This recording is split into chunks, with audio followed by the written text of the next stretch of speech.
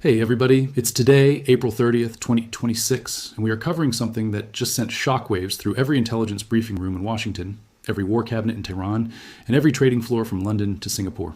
The Strait of Hormuz, the most strategically vital choke point on planet Earth, has become ground zero for what may be the most consequential naval standoff since the Second World War. And right now, something massive has entered this war, something the IRGC never anticipated, something that has turned their own trap against them with such brutal precision that even hardened military analysts are struggling to find the right words to describe what they're watching unfold. Let me take you inside what is really happening, because the mainstream headlines are barely scratching the surface of this.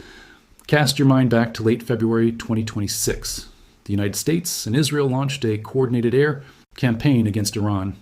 Supreme Leader Ali Khamenei was assassinated in the opening hours. In a move that the IRGC had rehearsed for decades, the Revolutionary Guard immediately moved to shut down the Strait of Hormuz. They laid sea mines. They deployed speedboats. They fired warning shots at commercial vessels. They declared the waterway a war zone. And for a moment, just a moment, it looked like Iran had played its most powerful card. The card that experts had warned about for 40 years. The card that was supposed to bring the entire Western world to its knees by strangling roughly 20% of global oil and liquefied natural gas supplies in a 24-mile bottleneck. The IRGC thought they had set the perfect trap. They thought the world would beg for relief. They thought Washington would blink. Before the war, approximately 3,000 vessels passed through the Strait of Hormuz every single month, carrying an estimated 15 million barrels per day of crude and oil products, representing about 1/5 of the world's entire oil trade. When the IRGC shut that down, they believed the economic pain would be so immediate and so unbearable that it would force a ceasefire on Iranian terms within days. But here is where the IRGC's strategic calculation collapsed, and collapsed catastrophically. They did not account for what would happen next. They did not account for what was already moving toward them from the Indian Ocean. On 13th April 2026 at 10 a.m. Eastern Time, the United States military naval blockade of Iran took effect, at the direction of Donald Trump and under the command of Admiral Brad Cooper at United States Central Command. Think about that date. Think about what it means. It means that within weeks of Iran slamming the door on global shipping, the United States did not negotiate from a position of desperation. Instead, Washington responded by slamming its own counter-blockade directly on top of Iran's. The IRGC thought they were holding the world hostage, but the U.S. Navy turned that hostage situation inside out. Now it is Iran that is being strangled, and the numbers tell a story that the regime in Tehran absolutely does not want its own people to hear. Iran is estimated to be losing approximately $435 million per day from the complete halt to its economic trade. Every single day. Let that settle for a second. Not per week, not per month, per day. And this is not a short-term shock. This is a compounding, cascading structural collapse of a petrostate that was already on its knees from decades of Western sanctions. The IRGC planted the mines. The IRGC closed the strait. The IRGC set the trap, and the trap snapped shut on their own ankle. According to CENTCOM, the blockade encompasses the entirety of the Iranian coastline, warning that any vessel entering or departing the blockaded area without authorization is subject to interception, diversion, and capture. And then something almost unbelievable emerged from within the crisis itself. A detail so damaging to the IRGC's credibility that I had to read the sourcing 3 times before I believed it. According to one intelligence report, Iran actually lost track of mines it planted in the Strait of Hormuz, and is therefore unable to fully open the strait, even if it wanted to. Read that again. The Revolutionary Guard, the self-proclaimed guardians of Iranian sovereignty, planted mines in strategic international waters and then lost them. They set a trap they cannot now dismantle. They created a crisis they cannot now control. And this one detail, buried in intelligence assessments and largely ignored by mainstream news cycles, tells you everything you need to know about the operational competence of the force that has been styling itself as the most powerful paramilitary organization in the Middle East for the last 4 decades. Since the war began, shipping traffic through the strait has been reduced to a trickle, with just 154 vessels recorded crossing in the entire month of March, down from thousands per month before the conflict, representing roughly 5% of the pre-war average. The global system noticed. Asian fuel shortages began accelerating. Oil prices surged past $100 a barrel. And rather than producing the surrender Washington was expected to offer, it produced the opposite response. A response that is still arriving. A response so overwhelming in scale that it has physically restructured the balance of naval power in the entire region in a matter of weeks. This is what the IRGC never wargamed. They modeled Western economic panic. They did not model American naval supremacy, arriving with 3 aircraft carriers, Virginia-class nuclear attack submarines, mine-clearing destroyers, and 15,000 combat-ready personnel, all converging simultaneously from multiple ocean approaches. And what that armada has done to Iran's strategic position is not just a military development, it is a geopolitical earthquake. Because when you look closely at the fault lines now running through Tehran's power structure, through the IRGC command, through the civilian government, through the office of the new and largely invisible supreme leader, what you're seeing is not a regime preparing to fight back. What you're seeing is a regime beginning, slowly and painfully, to come apart. On April 17, 2026, Iranian Foreign Minister Abbas Araghchi announced that the Strait of Hormuz was completely open to all commercial vessels for the remaining duration of a ceasefire linked to the Lebanon front. It sounded like a breakthrough. It sounded like Iran blinking. International markets responded immediately. Oil prices dropped sharply, losing 11% in the hours following the announcement. Diplomats in Islamabad, Muscat, and Washington exhaled. For a brief window, the world allowed itself to believe that the worst of the crisis might be behind us. And then the IRGC did something that revealed, with brutal clarity, exactly who is actually running Iran right now. Within hours of Araghchi's announcement, a message was broadcast over International Maritime Radio Channel 16 by an individual identifying as an IRGC Navy member, explicitly stating that the strait would remain closed, and that any reopening would occur only under orders from the supreme leader, not the civilian government. The foreign minister of Iran, a cabinet-level official, a diplomat empowered by the elected presidency, had just announced an opening, and the Revolutionary Guard overruled him on a public radio frequency for every ship captain in the Persian Gulf to hear. What you witnessed in that moment was not a miscommunication. It was not a bureaucratic delay. What you witnessed was a live demonstration of who holds actual power inside the Islamic Republic of Iran.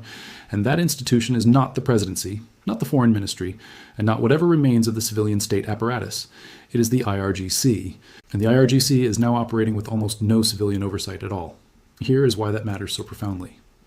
Following the death of Ali Khamenei in February 2026, his successor, Mojtaba Khamenei, has remained largely inaccessible due to security conditions. Current reporting indicates that only senior IRGC commanders maintain direct communication with him, while civilian leadership, including the president and foreign ministry, lacks direct access. Think about what this means structurally. Iran's new supreme leader is functionally unreachable by his own cabinet. The elected president cannot get a direct line to the man who holds constitutional authority over the military. The foreign minister is announcing ceasefires that the armed forces are not obligated to honor. Secretary of State Marco Rubio, speaking to Fox News on April 28th, said that Iran's leadership was deeply fractured, and that this fracturing was directly complicating efforts to negotiate an end to the war. And Rubio is not wrong. But what he did not say publicly, what the intelligence picture strongly suggests, is that this fracturing is not just a negotiating complication. It is a structural crisis that is actively preventing Iran from making any coherent, unified decision about its own future. President Trump captured this chaos in a Truth Social post, writing, "Iran is having a very hard time figuring out who their leader is. The infighting is between the hardliners, who have been losing badly on the battlefield, and the moderates, who are not very moderate at all but gaining respect, is crazy. We have total control over the Strait of Hormuz. No ship can enter or leave without the approval of the United States Navy." Now, Trump's social media posts are often designed for domestic consumption, for optics, for pressure, but strip away the rhetorical packaging and the core factual claim holds. The United States Navy does control the strait, and Iran's internal divisions are real, documented, and deepening by the week. The Trump administration has since acknowledged that it underestimated Iran's willingness to shut down the strait prior to launching the war, a move that could likely have been prevented if the U.S. had positioned military assets nearby at the outset to deter Tehran from doing so. That is a remarkable admission from within Washington's own war planning circles. It means the IRGC's gambit, closing the strait on day one, did actually catch American planners partially off guard. The mine laying, the speedboat deployments, the toll collection system the IRGC was running on commercial shipping, this was faster and more aggressive than modeled. And for those first weeks of March, Iran genuinely had leverage it had never possessed before in any prior confrontation with the West. But here's the thing about traps. They only work if you can hold them, and the IRGC could not hold this one. On April 22nd, Iran captured 2 container ships seeking to exit the Gulf via the Strait of Hormuz, after firing on them and another vessel. On April 18th and 19th, IRGC opened fire on two Indian-flagged merchant vessels, the Sanmar Herald and the Jag Arnav, despite those ships having received prior clearance to pass. India is not a Western nation. India is not an American ally in any formal military sense. India is one of the largest importers of Gulf energy on the planet, and for decades, Iran carefully cultivated New Delhi as a strategic partner outside the Western sanctions framework. Firing on Indian ships was not a demonstration of strength. It was a demonstration of desperation. It was the IRGC lashing out indiscriminately because it had lost the ability to distinguish between enemies and neutral parties, and in doing so, it accelerated the very isolation it was trying to resist. The UAE has been among the most vocal critics of Iran's posture, with its ambassador to the United States calling for the unconditional reopening of the Strait of Hormuz, for Iran to be held liable for reparations and damages, and for a wide agreement that curtails Iran's support for armed groups across the region. The Gulf states that once quietly accommodated Iranian influence, that ran parallel trade channels, that maintained back-channel communications, are now formally aligned against the regime. Saudi Arabia, the UAE, Bahrain, the energy exporters who have the most to gain from a reopened strait and the most to lose from a prolonged Iranian chokehold, are now Washington's strongest advocates for maximum pressure. The IRGC's mine-laying strategy did not fracture American resolve. It unified the Gulf against Tehran in a way that no amount of American diplomacy. Kushner arrived in Islamabad for direct peace talks with an Iranian delegation that included Foreign Minister IRGC and Parliament Speaker Mohammad Bagher Ghalibaf. On April 12th, Vance left Pakistan, announcing that the negotiations had not led to an agreement. One day of talks. That is what 2 months of war, mine-laying, tanker seizures, and global energy disruption produced. One day of face-to-face negotiations before the table collapsed again. And the core reason it collapsed was the same reason every negotiation with this regime has collapsed: Iran's insistence on separating the nuclear file from the Hormuz file. Tehran's latest offer, conveyed through Pakistan, proposed opening the strait on the condition that the U.S. lifts its naval blockade, but demanded that nuclear negotiations be postponed to a later stage entirely. CNN reported that Trump was unlikely to accept this proposal, with officials noting that lifting the Ahunus blockade without resolving the nuclear question would remove a key piece of American leverage. Washington said no. And when Washington said no, the trap that the IRGC had set, the trap they believed would give Iran negotiating supremacy, transformed into the mechanism of their own economic execution. Now let's talk about what something massive just entered this war actually means, because this is the part that the IRGC did not see coming, not just in terms of hardware, not just in terms of firepower, but in terms of the complete and total strategic encirclement that has now locked Iran inside a box it cannot think or spend or negotiate its way out of. The U.S. naval blockade covers the entirety of the Iranian coastline, with CENTCOM warning that any vessel entering or departing the blockaded area without authorization is subject to interception, diversion, and capture. But the blockade itself is only one layer of what has arrived, because what has entered this war alongside the blockade is something far more consequential than warships. What has entered this war is the complete reordering of global energy flows. And that development alone may be more lethal to the Iranian regime than any missile strike Washington has delivered since February 28th. Let me explain precisely what I mean. For years, quietly, consistently, in open defiance of American sanctions, China was purchasing Iranian oil at a steep discount. Before the crisis, Iran was exporting approximately 1.4 million barrels per day to China at a discount of $8 to $10 per barrel compared to Brent crude. That arrangement was Iran's economic lifeline. It was the financial oxygen that kept the regime breathing through every round of Western sanctions. China looked the other way on the legal exposure. Iran looked the other way on the political humiliation of selling its national resource at a discount. It was a mutually convenient arrangement that propped up the IRGC's budget, funded its proxy networks across the region, and gave Tehran the illusion of strategic depth in its relationship with Beijing. That arrangement is now functionally dead, and the manner in which it died deserves your full attention.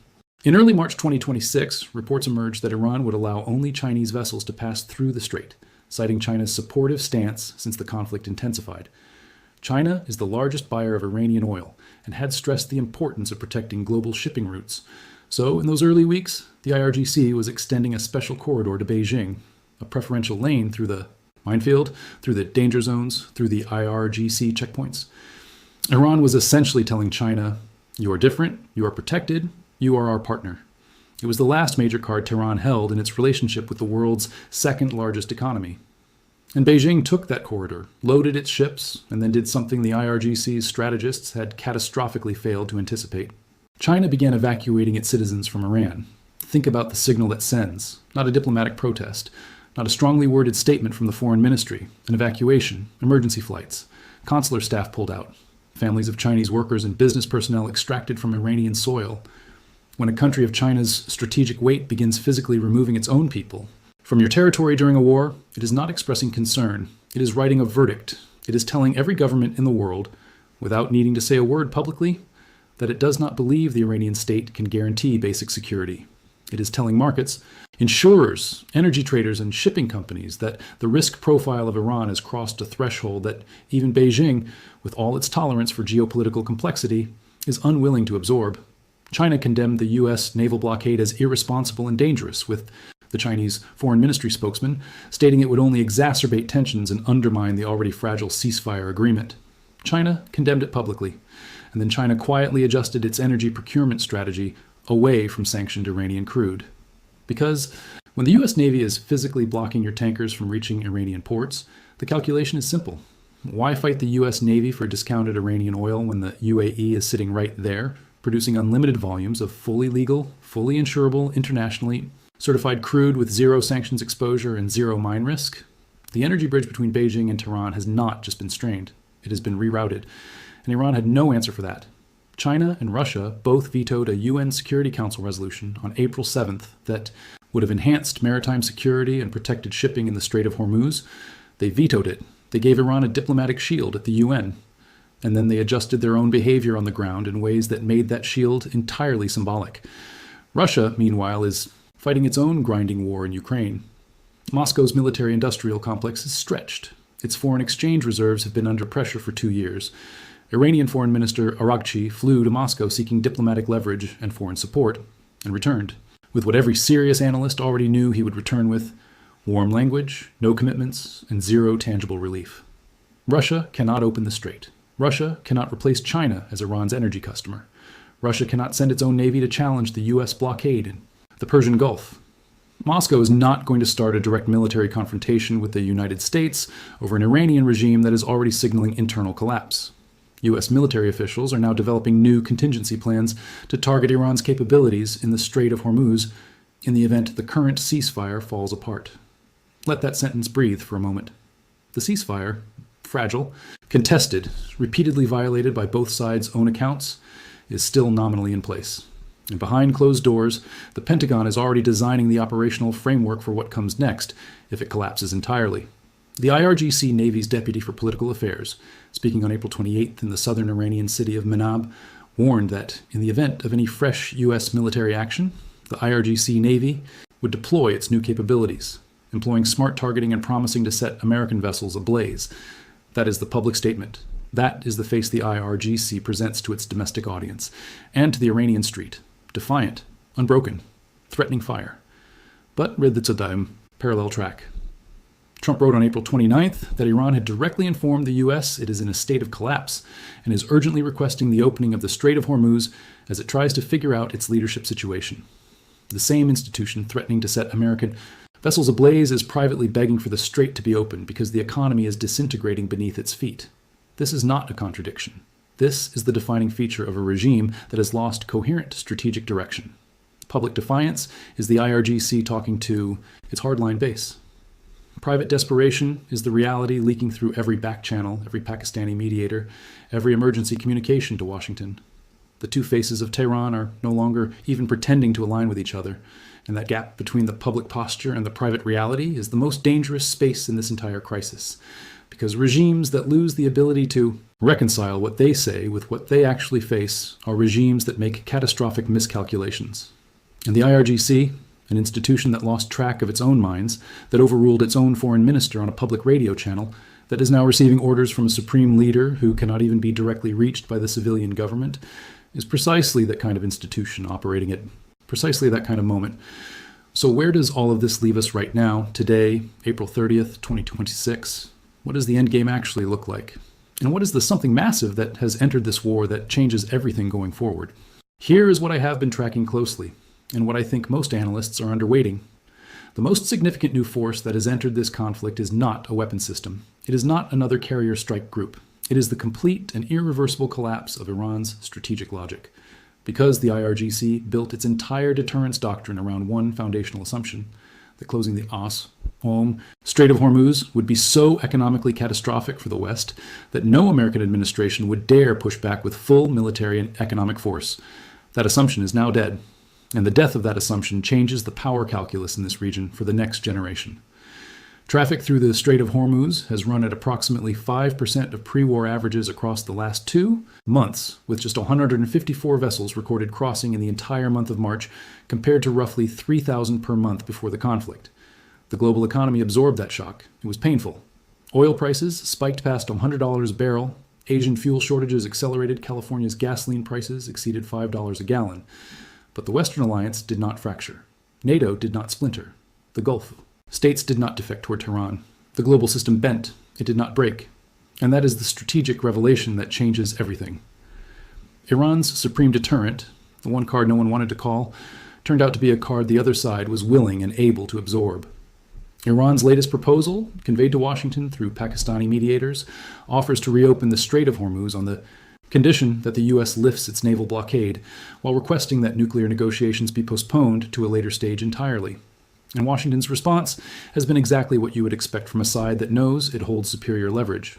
Secretary of State Marco Rubio acknowledged the proposal was better than expected, but made clear that the nuclear issue remains the core demand, stating that the U.S. cannot allow Iran to sprint toward a nuclear weapon at any point, and that this fundamental issue still has to be confronted. Washington is not separating Hormuz from the nuclear file. Washington is not offering the blockade relief that Tehran needs to stabilize its collapsing economy without a comprehensive commitment on enrichment. And every day that Iran refuses that comprehensive commitment, the $435 million daily loss continues compounding. Now ask yourself the question that nobody in the mainstream media is asking directly enough. What does Iran actually do from here? The regime has 3 paths. Surrender on Washington's terms, which means abandoning uranium enrichment, accepting intrusive inspections, and accepting the fundamental dismantlement of the nuclear program the IRGC has spent 30 years building and protecting as the ultimate insurance policy against regime change. Escalate militarily, which means triggering the very contingency plans the Pentagon is already finalizing, the ones targeting Iran's remaining Hormuz capabilities, at a moment when roughly 60% of the IRGC Navy has already been destroyed, and half its ballistic missile stockpile has been degraded. U.S. officials acknowledged that approximately half of Iran's ballistic missile stockpile and associated launch systems remained intact at the start of the ceasefire. But that was weeks ago, and the U.S. military has been updating its targeting plans continuously since. And this is the path the regime appears to be stumbling toward by default, it continues the slow, painful internal implosion. The hardliners and the pragmatists fighting for supremacy in corridors that the supreme leader himself cannot fully oversee. The civilian government announcing policies that the IRGC reverses within hours. The economy hemorrhaging hundreds of millions daily while the regime's public messaging insists that resistance is winning. Iran's army spokesperson confirmed as recently as April 28th that Iran remains in a war situation despite the ceasefire, with the Strait of Hormuz remaining a major sticking point in all ongoing negotiations. Even as Gulf leaders gathered in Saudi Arabia on that same day, Qatar warning that the Strait of Hormuz should not be used as a pressure card and cautioning against the possibility of a frozen conflict. The fundamental deadlock held. Neither side has blinked completely. But only one side is bleeding out financially while the standoff continues, and it is not Washington. Here is the underreported risk that I want you to carry away from this analysis, because it is the scenario that keeps serious strategic thinkers awake at night. The most dangerous moment in this crisis is not when Iran is strong. It is when Iran is weak enough to be desperate, but not yet weak enough to surrender.